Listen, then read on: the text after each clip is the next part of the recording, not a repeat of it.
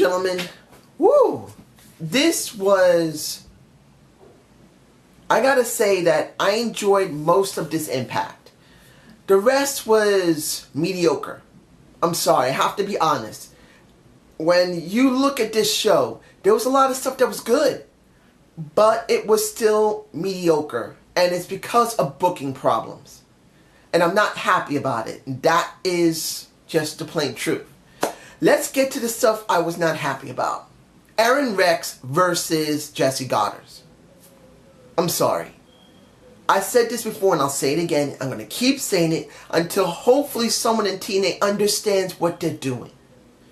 You got Aaron Rex, who's charismatic, who's very interesting, that people really like. You got Jesse Goddard, who actually has improved himself over the last couple of years and has become interesting to most people. I still believe he should be called the Adonis. Jesse the Adonis should be called. Instead of Jesse Goddard the Adonis or Jesse Goddard the Bro Man. That's just how I feel about it. But that's not the issue. The issue is the Impact Grand Championship. The IGC should not be defended every freaking week using the terms of how the Grand Championship tournament was used when it was first launched. If you're going to do that, do it as a monthly thing. Do it as a monthly thing, please, Tina. Can't you see you're destroying the concept of the Impact Grand Championship? It's a special type of tournament title. In other words, it is a tournament style title. Do it as a tournament style type of match. Do it as something that needs to be defended once a month. Not once every couple of weeks. And you do it that way. And it makes no freaking sense. You should involve everyone in it. Or at least if you're going to do this, have special rules and make it still monthly. Give Aaron Rex something to do in between the month where he's got to defend the title. Let him have feuds with people. Let him have segments in the back. Let him do like an Eli Drake. That's what I'm hoping for, and we're not getting it. And now this tournament style match is not working. It's not working. People don't mind it 100%, but it's dropping. Because this is supposed to be special, and now you made it normal. Why? This is how you make something irrelevant. Second thing, I felt makes no sense. You had a 6-man tag, still basing it on this Team X Gold. You actually had Mandrews, DJ Z, and Braxton Sutter come together before the match even happened to try and get it over when they're X Division guys, and we should be seeing the X Division, not a freaking flag. A freaking flag. A freaking flag. Where the hell are their titles? If you're going to make Team X Gold interesting, give them 3 freaking titles, not a flag. These are X Division guys that's not going after an X Division championship. They're actually fighting for a flag. Eventually you must switch from having a flag to actual titles. If you're getting rid of the X Division, which it looks like you have, on the main show, and maybe it's on Explosion, fine. It would be nice if they announced it, ladies and gentlemen. If you wish to see the X Division in action, look at Explosion on Saturdays. Or look at Explosion on Fridays. Or look at Explosion on Mondays. Whenever it's shown. As far as I know, it comes on Saturdays. Put the X Division on Explosion. Then make sure you show it on YouTube, the main channel YouTube, on the main page of YouTube once a week so people can actually see the X Division instead of seeing this. A freaking flag. Breathe. Now, let's move on to things I did like. I am going to say it. There was many things in here I did like, but some of this show was mediocre. Let's do the opening with Brandy Rhodes. I am happy that she got this segment by herself. Particularly they're adding on to what happened last week. She tried to defend her husband, smacking him on the back. This week she's the one that's talking because he's not there. And then you go from her talking about her husband into going with Maria. And I have something to say about Maria in a second because of what I found out about her. But I want to say this about Brandy. Because she worked in the WWE as an announcer, she sounds polished. I know a lot of people are going to say, oh, really? She's not that polished. She's more polished than most women, let's be honest. As a ring announcer, you have to really know your lines. You got to know how to talk. You got to know how to be able to present yourself. And she does do a very good job with it.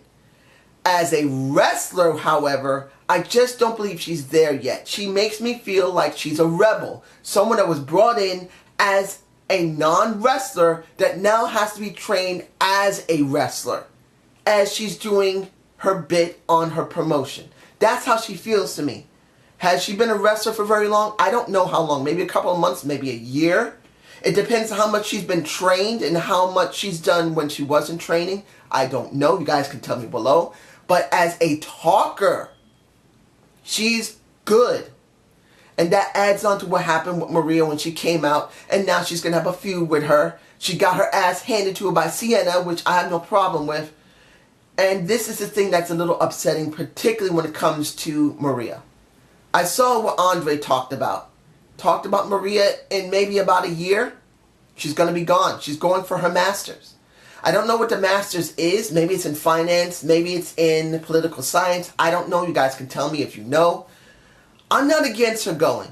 Particularly that a lot of wrestlers who leave wrestling don't always do very well. So her going off to do something outside wrestling and become and do her bachelor's degree and do something good with herself, I have no problem with.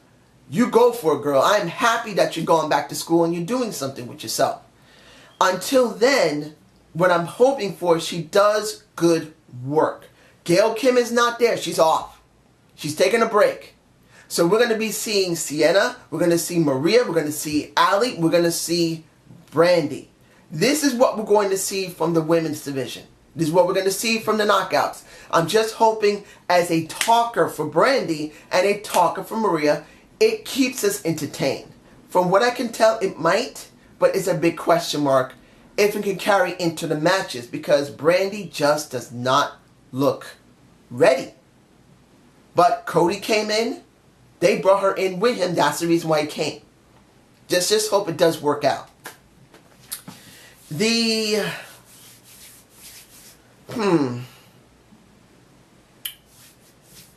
match between Lashley and Eddie Edwards. I got to get this done first because you already know what I'm going to talk about. This is the thing, ladies and gentlemen. I didn't feel like Eddie Edwards was well built and was credible. Admittedly, the promo segments, well, not the promo segment, more like the vid packages were actually pretty good for him. I do say that vid packages were a good start to really build him up. Now the question is this. If you're going to make Eddie Edwards champ and keep him champ, because this is the way it is, Eddie Edwards can be a good transitional champ. He doesn't really have a great personality, but he's a very good ring worker. That is the truth. We have no problem with that. As a transitional champ, if he can learn something from it and be built properly as a transitional champ, he can lose the title, get it back very quickly, or give a little time in between and actually give us something compelling the next time he gets it. Because this is his first real heavy title. He is now the man of the company, even though they're not really sponsoring him as a man completely. This first run, I do believe, is not very good for him. But in a second run, it could be much better. So the question is going to be what's going to happen with Eli Drake and what's going to happen with EC3. Because this is the second thing I enjoyed of the entire show. It is the second thing.